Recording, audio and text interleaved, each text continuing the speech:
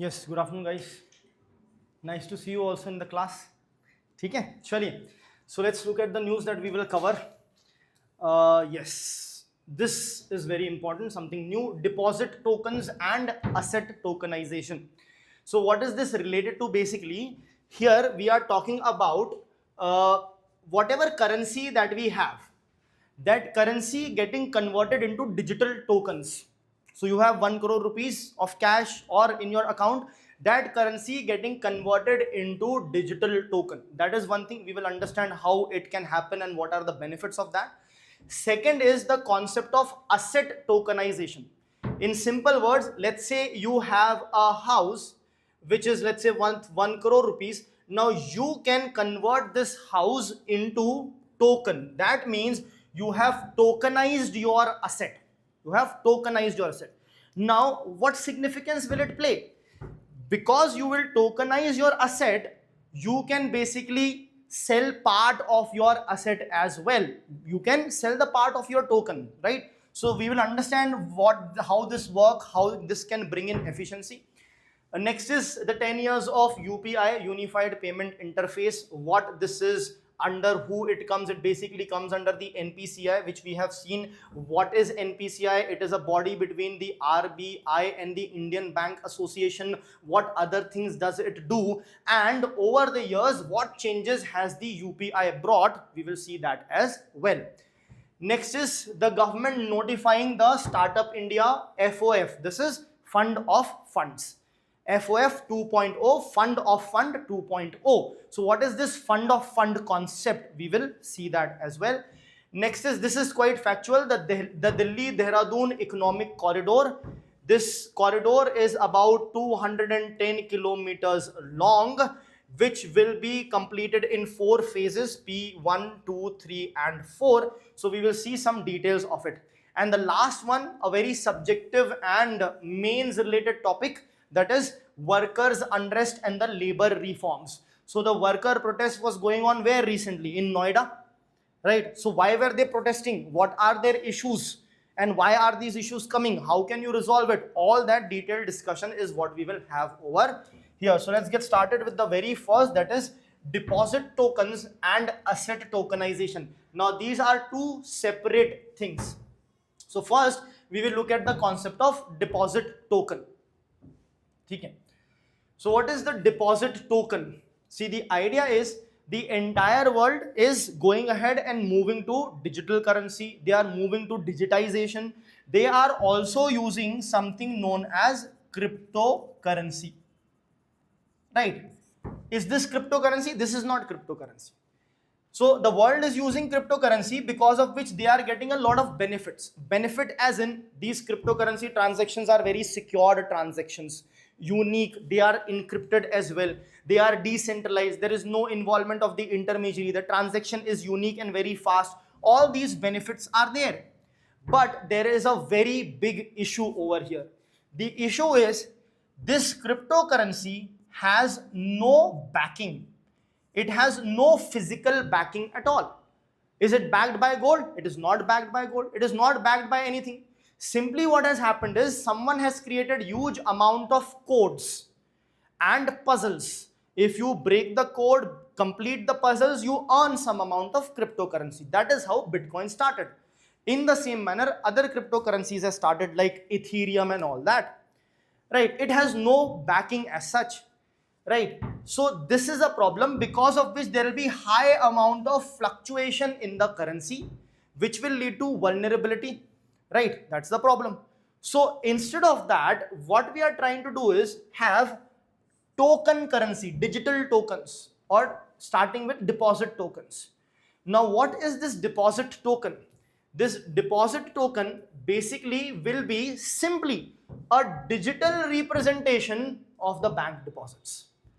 So whatever money you have deposited in the bank, let's say you have 10 lakh rupees of deposit, like this 100 people have deposited such amount, total of 100 crore of deposit is present with the bank. This each and every single rupee will be represented digitally. That means what? That means that each token will have 100% backing of the Indian rupees. Everything is backed by what? Indian rupees. And Indian rupee is backed by what? It's a fiat currency, so it is backed by the government, right? The sovereign government. So you will have a token which is 100% backed by the amount of money you are holding. What you are simply doing is that number of rupees that you have deposited in the bank, you convert it into digital representation. Now, when you digitally represent it, what is the benefit here? Whenever you are making a transfer, physical transfer is not required. You can digitally transfer it, right? This digital representation can be directly transferred to any other bank that you want to, and this digital representation will be backed 100% by the Indian rupees that is there. And this digital representation will be done using blockchain technology, the exact same technology that is used by the cryptocurrency. That means you get all the benefits of cryptocurrency, being unique transaction, right? Peer-to-peer transfer is possible, intermediary as such may not be required, efficient and more secure transaction will be there. Plus the other benefit is it is backed by the rupees, so 100% backing is there, which is not present in the cryptocurrency. Okay, this is the benefit. So again, the feature will be it will be permission on the blockchain networks. It will be fully backed by the traditional banks, because it is fully backed by the deposit that you have in the banks. Okay, that is the idea of deposit tokens. Other features include no additional credit risk, regulated digital money, unlike the private crypto. The private crypto has no, the private crypto has basically no backing, whereas this will be backed by the central bank and your own bank with your own money. This is the importance. Sure. Advantages. Let's look at advantages. There can be real-time settlement that can be done. Real-time settlement, why? Now also the settlements are quite fast. But still, if you look at RTGS, it takes time. Okay, it is done on an hourly basis. This will be real time. Real time because over here you will not require any clearing house. What is a clearing house?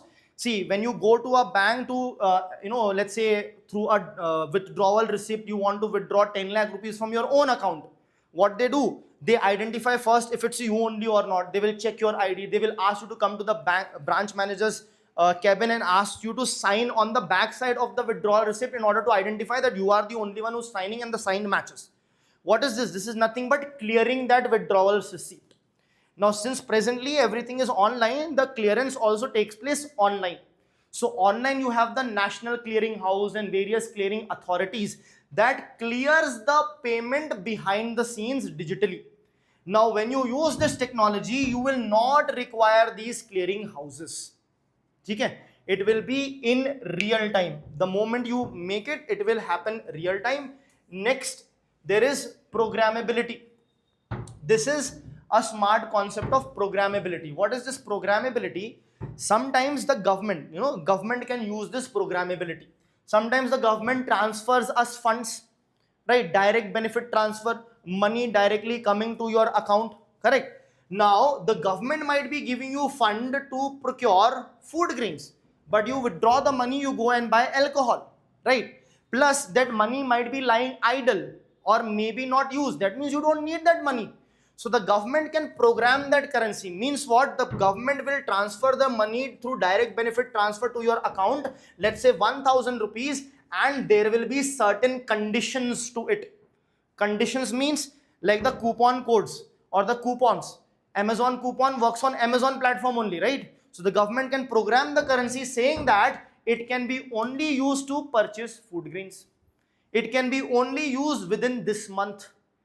That means you cannot carry it forward. You have to spend it this month only, and you have to spend it on food grains only.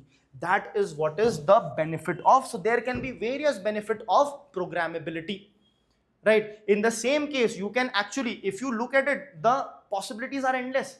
You can literally stop corruption with the help of this. How can you stop corruption with the help of this? When I am paying tax, So when my tax is being utilized, that tax money the government used to do certain projects. From that certain projects, people take out money and go and buy cars and luxury items for them.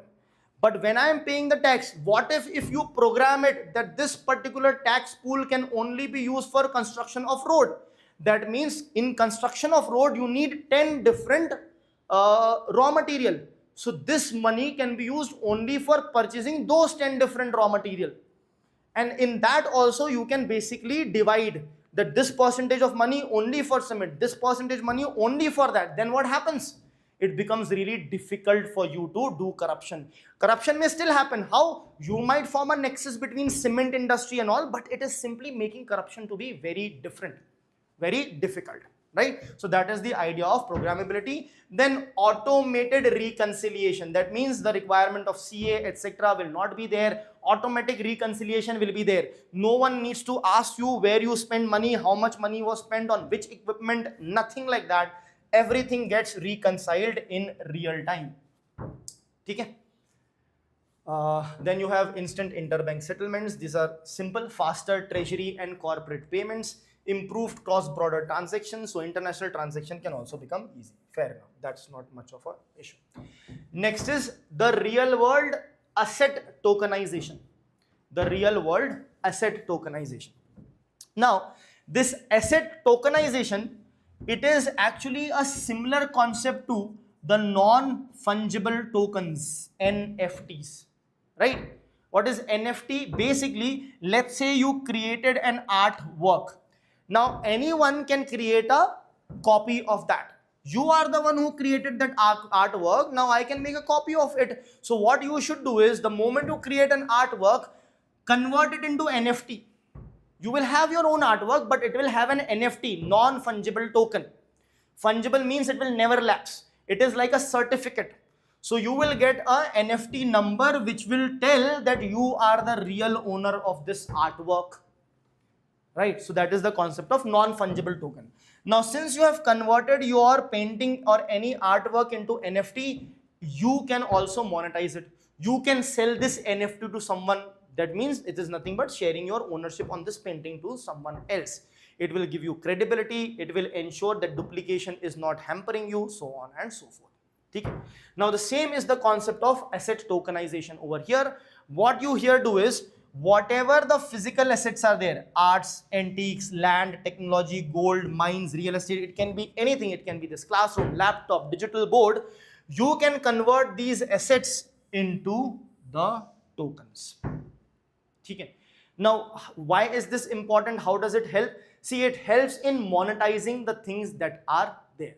It helps in monetization. A simple example is, in real estate, let's say you have a big building and you are the sole owner of that building.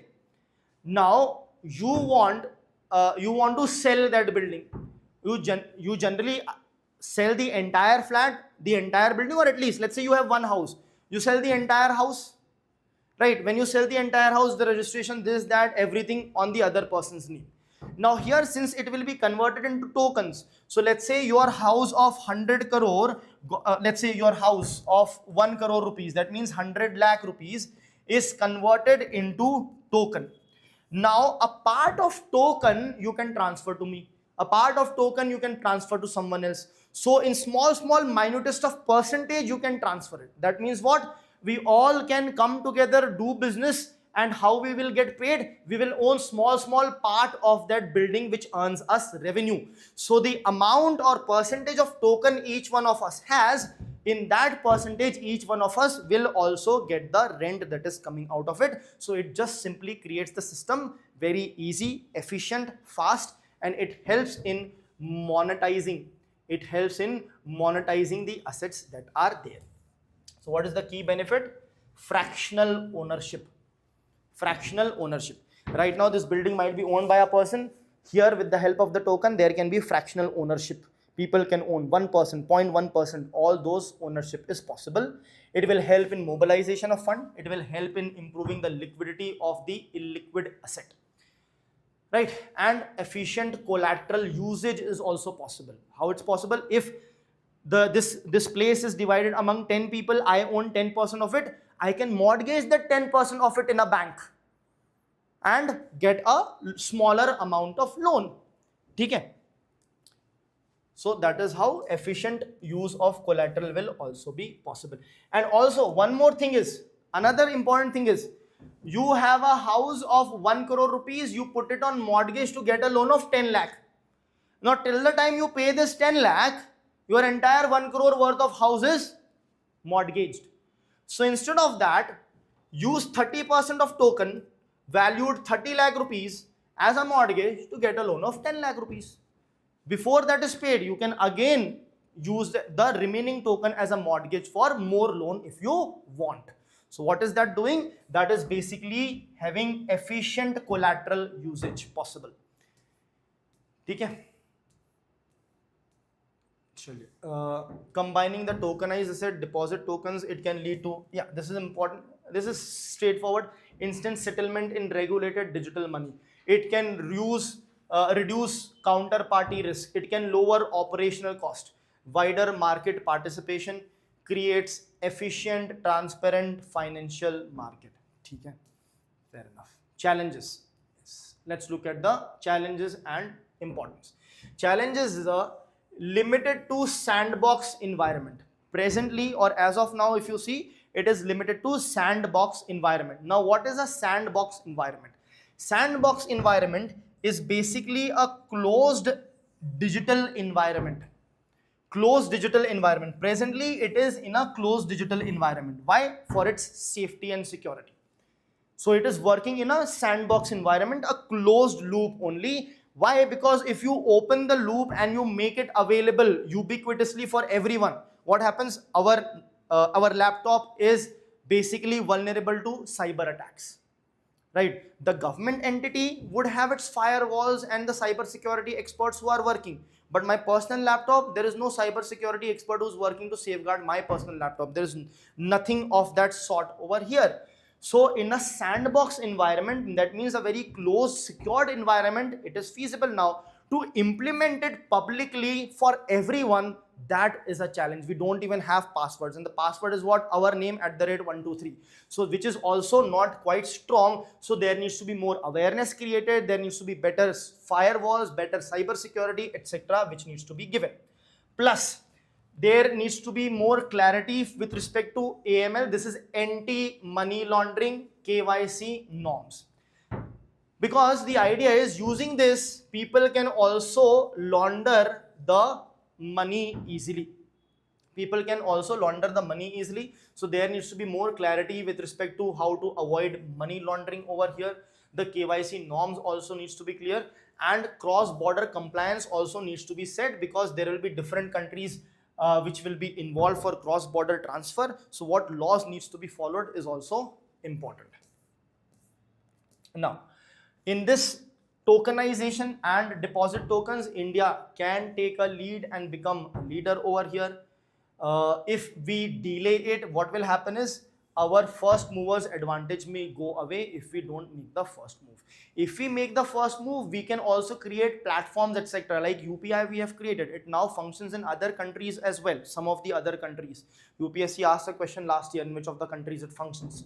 So it functions on other countries as well. In the same manner, we can create certain platforms which helps in asset tokenization, deposit tokens.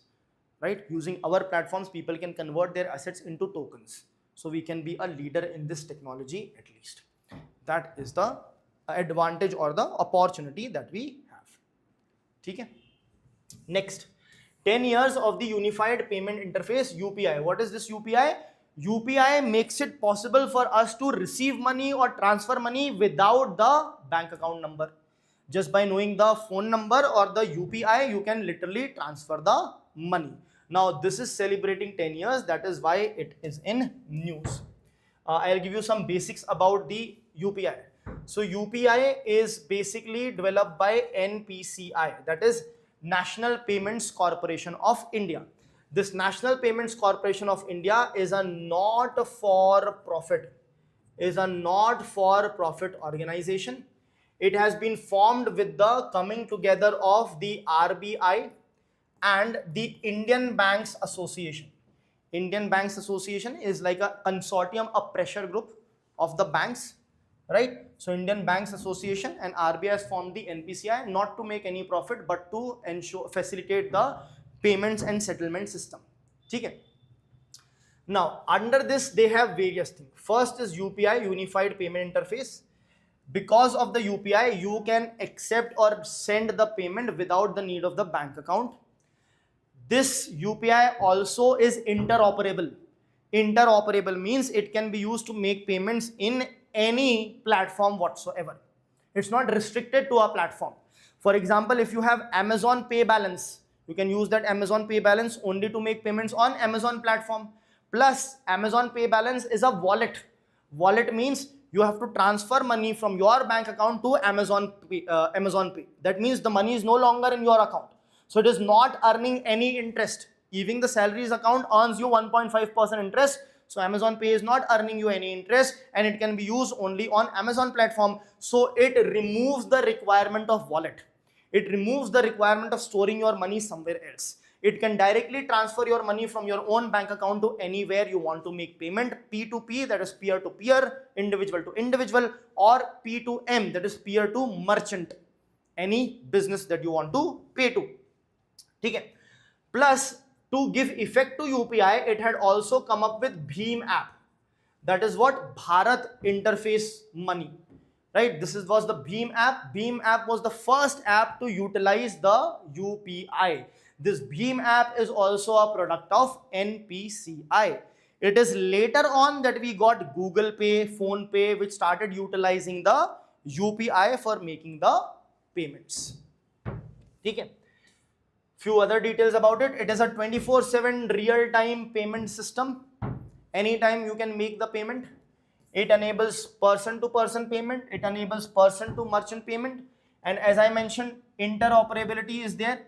Using one single app, either Bhim app, Google Pay, Phone Pay, you can basically pay to anyone who is having a phone number or the UPI basically. Okay. That UPI is nothing but the virtual payment address. It provides for both push as well as pull transactions. Push means sending the money, pull means basically receiving the money. Okay. Now, with respect to the innovations and security announcements. So, UPI 2.0 was launched in 2018. What it did was invoice verification and secure QR code. So now, instead of typing the UPI, what you do is you can just simply scan the QR code which is there. So UPI was converted into QR code. That is one thing. Second, you have the various mandates. Mandate means now from 1st of April 2026, you have now two-step verification. Two-step verification. One verification is to open the app on your phone. You have a password of your phone, right? So remember, these two passwords can be different. So first one is what? To open your phone, you need a password. You have opened the phone. But even if the phone is open, if you want to open Google Pay, you will be required to enter a password. So this is the first verification. Then when you actually make the payment, you will again be asked to give the password. This is the second verification. So two-step verification is mandatory. Is that clear? So every time. Now this was not there, I think, till March 31st. Let me just check. I also saw. Yes? No, this was not there. See now, the idea is you can set up your own app pin, but now you cannot have it without a pin. Samajh rahe ho? You get it? What is this? So to open the GPay, now I cannot have a situation wherein there is no pin and the GPay opens automatically. So previously the situation was GPay will open automatically, right? Unless and until you have put a password. If you put a password, it gets password locked. Now, if my default would have been no password to open GPay, but still it's going to ask me a password no matter what. Once, and this password is linked to my phone password, right? Whatever I have said. Then it opens and now you make the payment. Okay? So that is the two-step verification we are talking about. And invoice verification. Now, what is this invoice verification? Now they give a detailed bureau of where the money is going to. More details are put over here. Okay. Bhim app, as I said, was the first app to utilize UPI. Then they have brought in two things, UPI Lite and UPI 1, 2, 3. Okay. So UPI Lite is nothing but the light version of the app which takes lesser memory, which requires lesser amount of internet to function. You have Facebook Lite, you have Swiggy Lite, you have Instagram Lite. So Instagram and all take time to load, they need faster networks, huge amount of internet. So UPI Lite will take less space in your mobile, will be faster on low internet speed as well. That is what its use is. So, and then you have UPI 1, 2, 3 also. UPI 1, 2, 3 is for the feature phones. The feature phones that are there. Okay. Next, UPI auto pay facility is also there. You can link your subscription payments directly to UPI. So directly month on month, the money will be deducted from your UPI. Then credit on UPI. You can also get credit through the UPIs. This is the growth trajectory of your UPI. Yes. 2016 to 18, that is the initial growth. Initially in 2016 it came for the first time. There was demonetization. Demonetization gave it the first push. And at that time the focus was on P2P transfers. Then 2019 to 2022, the QR code revolution came in, wherein massive P2M adoption was there. People were not just transferring money to each other, but also started paying to the merchants as well. This was helped by the fact of zero MDR policy. MDR is merchant discount rate. Very good. Merchant discount rate. It is the amount of money that the merchant pays to the bank for accepting the payment digitally. So that is the payment you have to give. Now it became zero. That means now if the merchant accepts the payment digitally, they are not required to pay any payment to the bank. So this increased this transaction.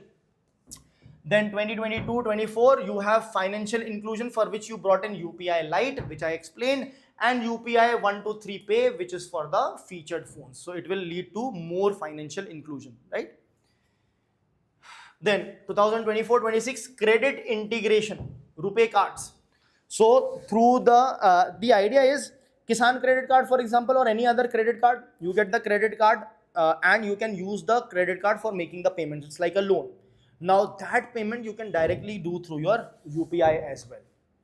Okay, so your credit card credit limit can be integrated with the UPI. So like you normally pay through the UPI, you can pay your credit that you are taking also through the UPI. Okay, sure. Significance are quite usual. Financial inclusion, formalization of transactions. Why formalization? Cash is reduced, directly online transfer. So formalization of transfer of payment. Integration with JAM. What is JAM? Janadhan, Aadhaar and mobile. This is the economic impact. 21.7 billion transactions, 81% of retail digital transactions, 49% of share in global real-time payments. Okay. These facts are, you can use in your answers. They will not directly ask in the question. Now, what are the challenges it has? Only few of the fintech players dominate. So the two things that we use now prominently is GPay or PhonePe. Maybe some of them are still using Paytm, but when Paytm was in certain issues, people stopped using it. It was not much use. So the two thing is the GPay or the PhonePe that we are using. So it is creating an oligopoly or a duopoly risk is there. Okay. Issues with respect to zero MDR sustainability. If there is no charge for making these payments, then how these networks will survive is also a concern.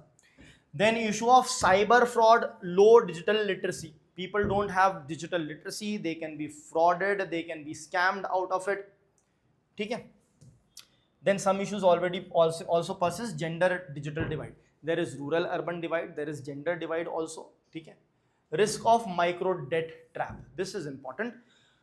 See, UPI has made it possible for you to take loans easily, faster. So what will happen is, without that UPI, maybe out of 100, 10 people are taking loan. But now it is available in each one's hand and you can immediately take loan, and it is keeps on nudging you every time with notification. More number of people will take the loan and the debt may not be serviceable, leading to the risk of micro debt trap. Okay. Also because such kind of loans are charged at a very high interest rate. They will tell you that 0.1% per day is what the interest is. That amounts to 36.5%. There is a neobank. What is a neobank? A bank which has only digital presence. So Fi Money is a neobank. They give you personal loan at this interest rate. That is 36.5%. Now the interest rate is very high, right? So the debt serviceability will reduce. For every lakh rupees I am taking every year, I have to pay 36.5 thousand rupees as interest, right? So that can create a debt trap. Clear? Next, the government notifying the Startup India Fund of Funds 2.0. Okay, the corpus of this fund is 10,000 crore. What do you understand by fund of funds? Yes. It gives funds to various Correct. So fund of funds. Fund of fund means if you want loan through Startup India scheme, you will not get directly loan from the fund of funds. The fund of funds is going to fund other financial institutions which in turn will give loans under Startup India scheme. Okay? So this fund of fund is not to directly give loan to the beneficiary of the Startup India scheme. This fund of fund is to give loans to the financial institutions which in turn will give loans to the beneficiaries of the scheme. That is why it is called fund of funds. So the various financial institutions that are there, they are the funds which provides the loans to the beneficiaries. Now, who will give funds to these funds? Because these funds also need money. To give funds to these funds, you create a fund of funds with a corpus of 10,000 crore rupees. Now, it is actually not that much. Why it is not that much? This 10,000 crore rupees is for 16th and 17th finance commission period. That means for 10 years. Okay? That means every year it is just 1,000 crore rupees which is there. Okay? So this is about the fund of fund. It would be written somewhere here, addressing. Objective is what? To address the funding gaps in the startup ecosystem. The issue is also, you know what, more than 90% of the startup actually fail. This much is the failure rate. So if this much is the failure rate, there will be apprehension of funding the startup. That is why the government is trying to act as a catalyst. They are trying to act as catalyst to mobilize domestic capital. It is there to help early stage startups and capital intensive sectors. Early stage startups means the startup which just received seed funding.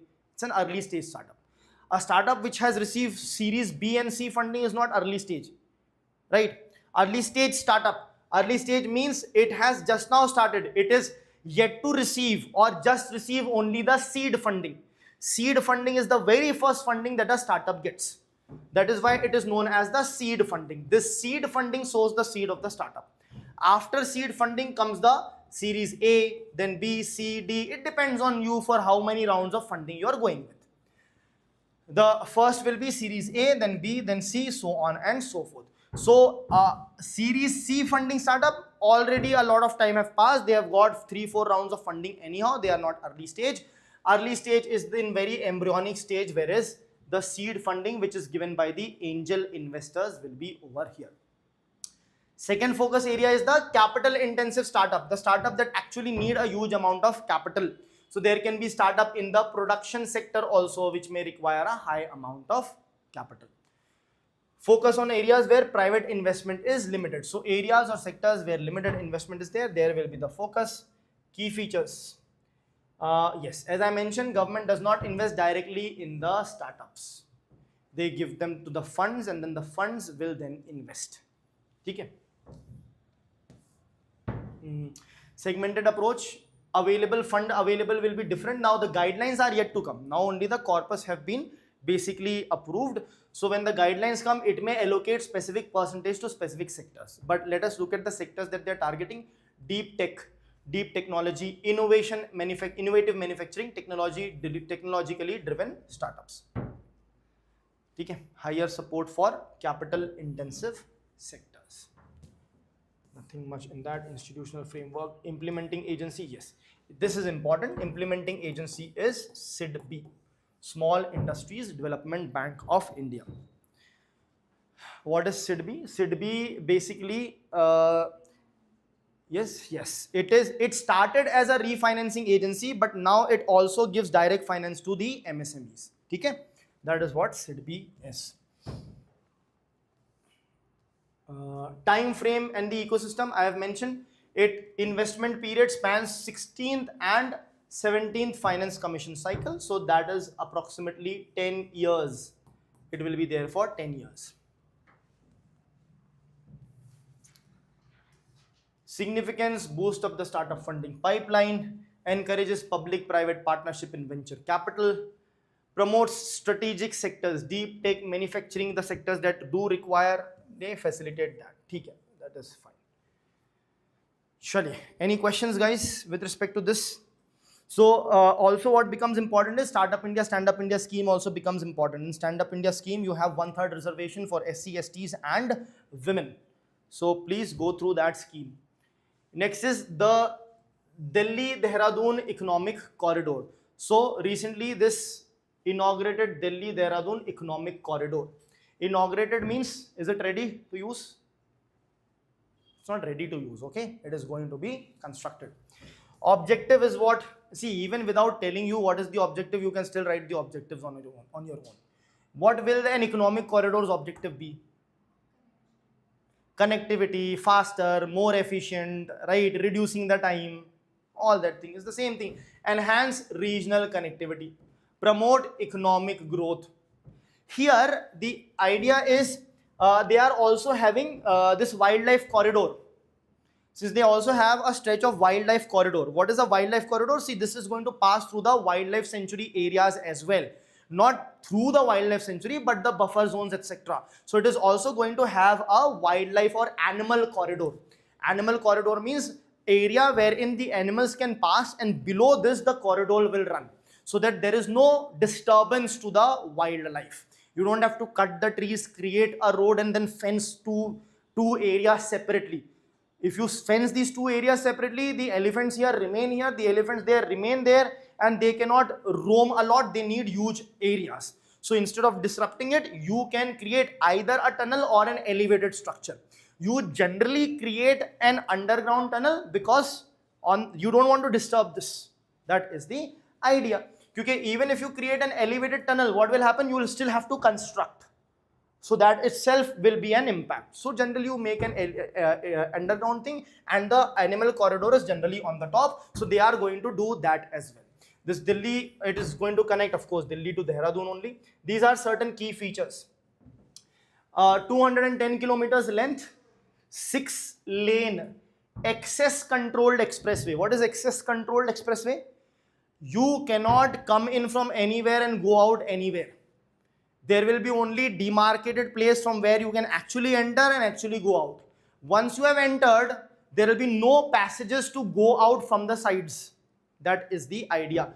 So the access will be controlled. Okay? Design speed 100 kilometers per hour. Cost over 11,000. Okay, that's not that important. At least just know around 11,210 kilometers. Structured into 4 phases. This is very usual. Any big project is actually given in phases. These are these phases. 1, 2. Second phase is the biggest phase, remember, and then third and fourth. What it will do, as I mentioned, it will reduce the travel time from 5 to 6 hours to 2 to 2.5 hours. So it is going to basically less than half. The time required will be less than half. There will be fast tag based tolling. Now, if you come across a new project and you don't know how the tolling is going to be done, please assume that it will be fast tag, right? Because previous ones are also getting completely converted into fast tags only. So it is going to be fast tagged. I told you, controlled entry and exit, and there will be dedicated service roads. Of course, there will be dedicated service roads. Basically, this is the expressway. So some of the service roads might be there dedicated for people who are using this expressway. Somewhere their connectivity will also be there, that you can join in from here. but it will be controlled, right? That means throughout the stretch there will be proper barricade. You cannot simply go out, because going out can also be a problem, but coming is a problem. You have designed it for 100 kilometers per hour, things are running very fast, you cannot suddenly join in, it creates accident. You cannot also suddenly come out, it will again create accidents. That is the idea. And when you have continuous fast speed, then only the efficiency of the system also increases. Okay, next, connectivity. So this is what it is. This is important because in 2024 they asked a question with respect to which of the following airports have been constructed as a greenfield project. That is why now the articles are covering these things as well. So this particular project, partly it is brownfield and partly it is greenfield as of now. 42-kilometer stretch is completed. 120-kilometer stretch is greenfield, 31 is brownfield. So it is a mix of greenfield as well as brownfield project. Okay, that is important. Environmental feature. Around almost 11 kilometer of wildlife corridor that will be there, which will pass through Rajaji National Park. Where is Rajaji National Park? Which state? National parks, you should do national parks, yes. Uttarakhand. Okay? It is in Uttarakhand. One of Asia's largest elevated wildlife corridors, elephant underpass, multiple animals crossing, tunnel near the Daat Kali temple that is there. So these facts you can remember. Environmental gains. This is nothing but, see, when the time is being reduced from 6 hours to 2.5 hours. So what will happen? Less amount of time you will have to drive, so less carbon emission. So carbon emission will be reduced. That is what they are saying. CO2 reduction of 240 million tons in 20 years. Fuel savings of around 20% would be there. Okay. Now, from 6 hours, it is reducing to 2.5 hours. How the fuel saved is only 20%? The time is reduced because at faster pace the average speed will increase because it is a complete expressway. Is that correct? Did not understand? Acha, I'll repeat. The time taken is reducing from 6 hours to 2.5 hours. But the fuel saving is only 20%. It should be 50% at least. Why is it only 20%? Because the time required is reducing, but the distance is not reducing that much. Since it's an expressway, you can drive at a faster speed, reach sooner. If it would be this kind of traffic jam, etc., of course, it is going to take more time. So it is going to reduce the traffic. It is going to provide high speed as well. That is why, though the time is reducing considerably, the fuel saving is approximately 20%. Boost is what? Of course, it can boost the trade. It can boost the logistics. The freight transportation can also be faster, smoother. Okay? Chaliye. And of course, this is a very usual thing. You are making a project of 11,000 crore, it is going to boost employment. Okay? If you don't get any points in the exam, these are simple, straightforward points. Strengthens regional integration. Yes, it can promote tourism because it can link to the Char Dhams that are there. It is going to link it to the Rishikesh as well. So it is important for that as well. Chaliye. Any questions? Some of the facts, please. The diagram, the photo that was there, the 4 phases from where to where it is, just remember them. I think that is more than enough. Yes, online students, you have any questions? Guys, here, any questions? Next is this, very important, especially for your mains. In your mains, not just GS3, but in ethics also, case studies can be asked because these things are in news in current affairs. Right? Case studies like workers are protesting, you are the CEO, you are this, you are that, how will you manage them, right? Or sometimes with respect to regional, they want local people to be employed in your company, which is a private company, and you are the CEO, what steps you will take. So be prepared with your framework on this. Anyway, let's get started. So strikes in Noida and the nearby industrial region. Now, why are they striking unnecessarily? Is it right to create such a ruckus, such a disruption? Yes? Does not make sense? right? To create this ruckus, it reduces India's government's, the country's GDP. They are not working, production is down, right? No, that is required. Their rights, their basic salary, human dignity, some dignified salary needs to be there, right? You cannot keep on minting profits at the expense of the workers who are working over whose shift and whose wages are not getting revised. Inflation is very high. Over 5 years, they have not given the increment. There is a minimum wage, but that is not being implemented in the private sector, right? Then the new labor codes that are coming, that is against any kind of strike that you can take. If you have to strike, you have to give 60 days of notice period. Then what is the use of strike, right? If something bad is happening to all the faculties, we should immediately strike. Then only it will impact on them and they will do something. If we have to give 60 days notice period to strike, they will replace all of us, right? So government is basically taking away any impact that the workers can have on the industries. Make sense? Okay? Anyway, let's look at in detail. The issues that was highlighted was the low wages, job insecurity and poor working conditions. Okay? Now, this is leading to a lot of questions on the 4 labor codes that India has basically brought in. Let us discuss in relation to that. First of all, inflation-driven wage erosion. Now, the inflation since the last couple of quarters has gone down, but before that, inflation was on the higher side. Since inflation was on the higher side, that is why your real income will not be much. That is one thing. Second, the dearness allowance. What is dearness allowance? The goods and services gets dearer. Dearer means costlier. So for that you have a dearness allowance, which is linked to the consumer price index. Okay. Now this CPI, basically this rose in a period of 5 years, this rose by 25%. But the salary was not revised to that level. Okay. Salary was not revised to that level. The base wages not revised, even though there is inflation also. So your real income feels less. Second is Haryana, which is a surrounding region of Noida. The industrial workers there got a 35% wage hike. So what is this? This is relative deprivation. This is relative deprivation. Others are getting, the neighbors are getting, you are not getting, you feel more relatively deprived, which is going to create more frustration among you as well.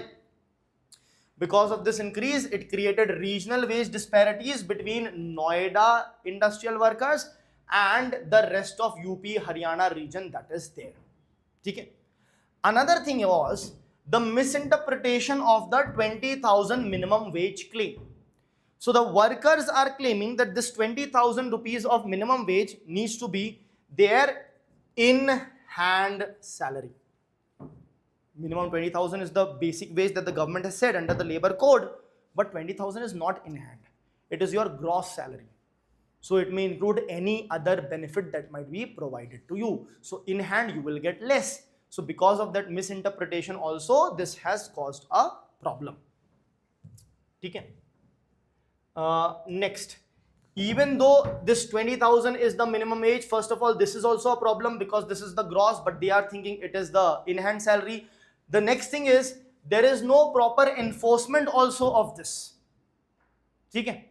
Now imagine a simple example. If any one of you maybe live in a closed gated society, right, there would be a guard. Do you think that guard is being paid 20,000 rupees? No.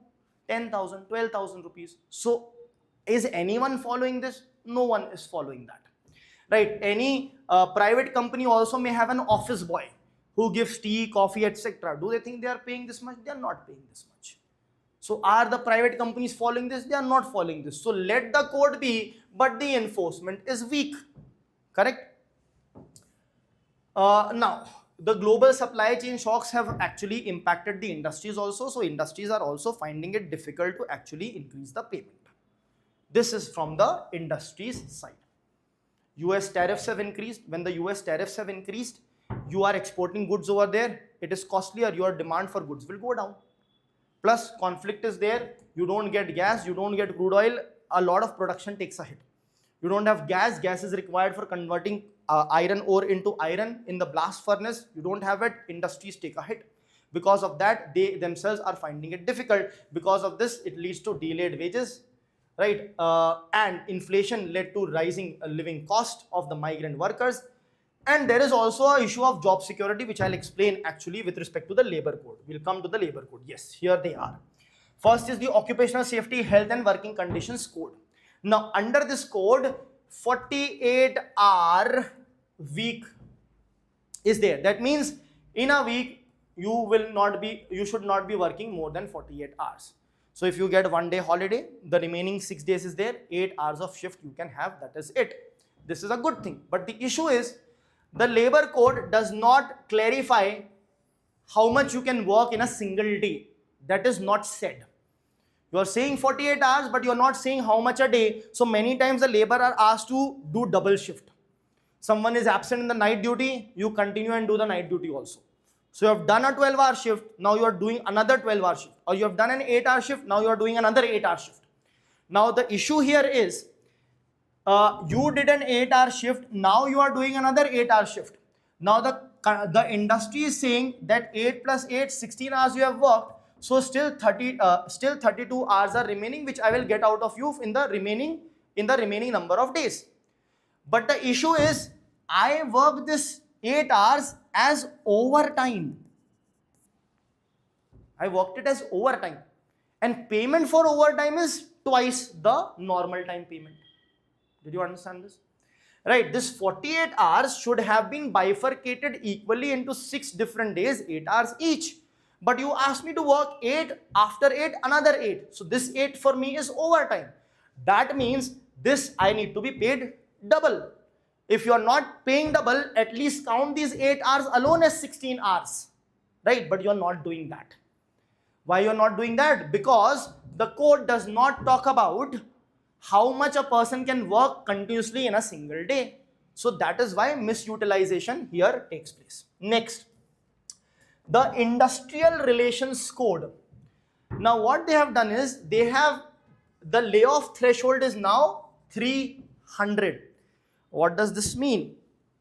This means that previously, if you are a company of beyond 100 employees. If you are a company who has more than 100 employees, then you will come under the rules and regulation of the layoffs that are there. Now the threshold of the company has been increased to 300 workers. That means any company employing less than 300 workers will not come under the ambit of the layoff rules that are imposed by the government. Okay? That means company with less than 300 workers can fire anyhow they want, not with respect to the rules and regulations of the government. I'll tell you the rules that are there. Just give me a minute. So what the government has said is, if you are laying off, right? So you have to pay the compensation for the notice period that is there, plus 15 days of additional salary you have to give. Why additional salary? For the person to upskill themselves. For the person to upskill themselves, reskill themselves, and they have to find a job. So additional 15 days of payment there you have to give. Now these kind of rules will not be imposed on the companies which have less than 300 employees. That means bigger companies, a lot of big companies also which have 250 employees will be not coming under this ambit. Correct? Next, I have already told, industrial action restriction. 60-day notice for strike.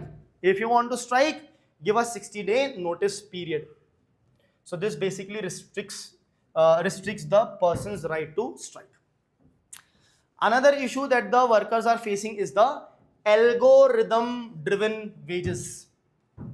Right? Algorithm driven wages means even any Swiggy delivery person, Ola, Uber, anyone, they have the app. In that the algorithm works and tells them where the density is high, where the demand is high. So if you are driving Ola, Uber, Swiggy delivery people, you are there. So in the low requirement area, you will be paid less. Now the person is driving for the same number of hours, spending the same, almost same amount of petrol, etc., but is getting paid less because their wages are driven by the algorithm. So you can work 8 hours in algorithmic low scarcity area, earn less, and in a high area earn more. So that is also an issue over here. Okay. Then platforms bypass the minimum wage law. I have told you. Social security obligation, they are not providing any social security. And yes, you are being called as an independent contractor, not an employee. So there are no, let's say, liability on the company as well. Okay. I'll tell you the difference between an employee and a contractor. Contractor and employee. See, employee, you have to provide with perks, etc. But what is a contractor? Contractor is someone whom I will give a project to be done. Right now, here I am working as an employee. That is why certain things are safeguarded. I have a notice period. They also have to give me a notice period before they fire me, for example. But if I was on a contract basis, they say your contract is to take 10 batches, each batch 30 class of economics, total 300 class in a year, and I will pay you this much for every class. That's a contract I am taking, and I'm a contractor. So tomorrow they'll say no services needed, go, project is over. So they can immediately fire me because I'm a contractor. You hire a contractor for a particular project. You can hire a contractor to paint this wall. You have paint 2 walls, take half the payment, get lost. I'm going to get it done by someone else. So easy hiring and firing. For an employee, you have to give notice period and stuff, makes it difficult. Give some security to the people. Then you have another important thing here. Yes, this is simply what all things, code on wages related to universal minimum wage, industrial relation related to industrial disputes, strike, etc. Code on social security related to the gig workers also. Social security is being extended to the gig workers as well. One important thing here, I don't know where this is. I was talking about some job security.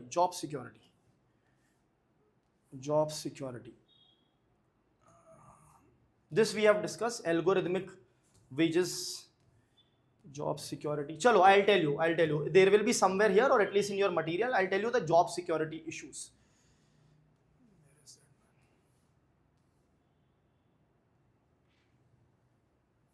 Okay. See, previously what used to happen is, I'll just explain, okay, you have temporary employees, right, or contract based employees, and you had permanent employees. Companies had option between hire and not contract basis. You can fire anytime, and that person also can leave anytime. So companies do not much invest in these people. Then you have permanent employee who are permanently employee of a particular company. Yes, bol. They are permanent employee. Their appraisal will be performance based, but you are a permanent employee. Unless and until you do something extravagant, they will not fire you as such. Right? You are there for permanence, for example. Now in this code, what they have done is, they have come up with a concept of contract employee which will get a permanent status. Contract employee which will get a permanent status. Now this looks good. What is this idea? Contract employee which will get a permanent status for 2 years. Let's say what is good about it. The good thing about it is, when you are hiring a contract employee, you have to give them the same perks and benefits that you give to a permanent employee. And the tenure of that contract is of 2 years. So one way to look at this is, this contractual employee is now having some amount of safety and security, a safety net. But the laborers, what they are saying, they are looking at from another perspective, and they are saying that because of this contract employee condition that you have brought in, they will not hire us as permanent employee. The hiring of permanent employee will go down, and they will hire even these. So they were hiring 100 contracted employees and 200 permanent employees. They will now hire, let's say, 250 contracted employees only. So our job security is not there. For 2 years, my tenure is fixed. But then after 2 years, my contract expires. I am easily disposable. So this thing, something which is also good, if you look at from this perspective, can also be negative from that perspective. That is the concept of reduction in the job security point that I have mentioned previously. Okay? Chaliye. So I think that's about it over here. Please read it from the reader as well. Let's quickly solve this. Which of the following statements best distinguishes deposit tokens from private cryptocurrencies? Deposit tokens are issued on public blockchains and are not regulated by central banks. Deposit tokens represent a claim on bank's balance sheet and do not introduce additional credit risk. This looks correct. C. Deposit tokens derive value from algorithmic supply. Incorrect. That is cryptocurrency. Deposit tokens are primarily used for speculative. Again, that is incorrect. Correct answer here is B. That is deposit tokens represent a claim on a bank's balance sheet and do not introduce any additional credit risk because they are 100% backed by the deposit that you have in the bank. Next, with reference to the Delhi-Dehradun economic corridor, which of the following statements are correct? It is fully greenfield. No, greenfield and brownfield. So this is gone. This is gone. 2 is correct. It integrates with major expressways including Delhi-Mumbai and Delhi-Katra corridors. Yes. It includes one of Asia's largest elevated wildlife corridor passing through forest areas. Yes. This is factual. So B, 2 and 3. Next. Which of the following correctly explains a key concern associated with the Industrial Relation Code? It abolishes the concept of minimum wage. No. It reduces the threshold of prior approval for layoffs from 300 to 100. No. It has rather increased. So this is incorrect. It increases the threshold for government approval for layoffs, potentially reducing job security. It mandates universal social security coverage for gig workers. Threshold for government approval for layoffs. It increases the threshold for government approvals for layoff, potentially reducing job security. It mandates. So, which one is it? C or D?